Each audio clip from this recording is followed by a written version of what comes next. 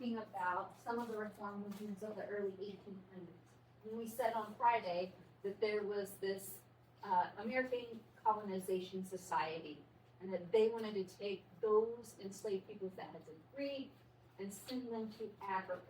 Obviously, there were racist undertones, and a lot of Black Americans disagreed with this. They did not have an actual connection with the continent of Africa. So let's talk about some other ways that we see the abolitionist movement move, right? So we have militant abolitionism. The guy that you see in the picture is John Brown. Anyone heard of that guy before?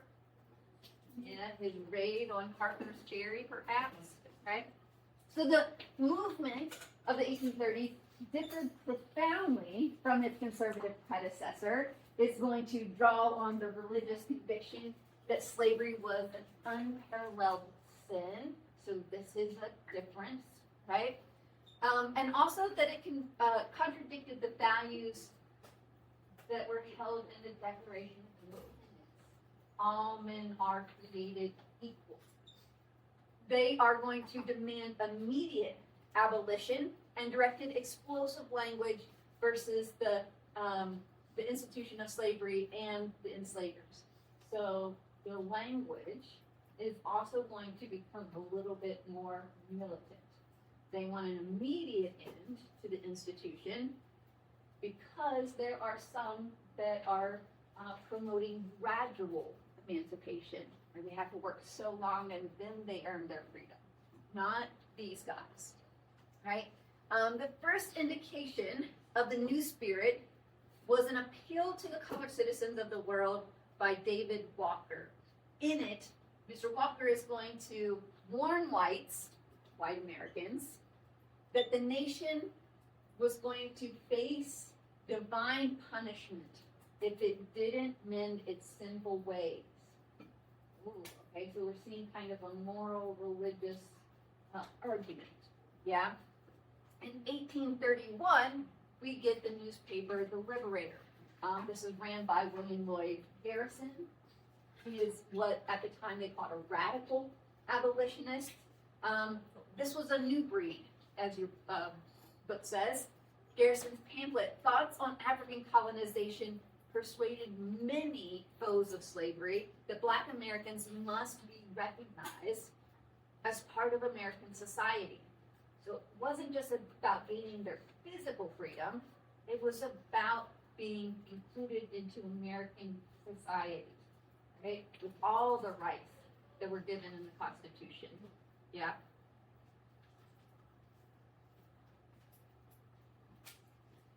So how did these guys spread their messages? Well, beginning with a handful of activists, the movement swiftly spread through the North.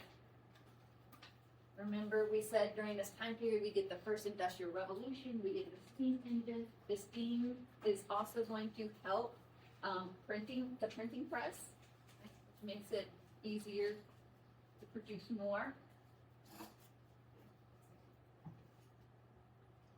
Between 1833 and 1850, some 100,000 Northerners are going to join local groups like the American Anti-Slavery Society, who were devoted to abolition.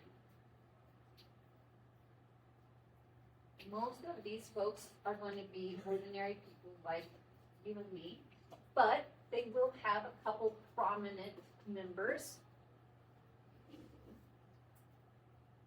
If Garrison was the movement's most notable propagandist, then Theodore Well helped create its mass constituency.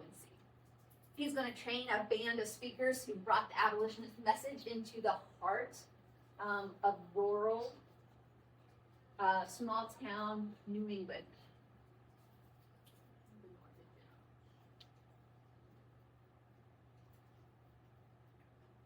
And if you guys remember back, we've got the Second Great Awakening happening during this time.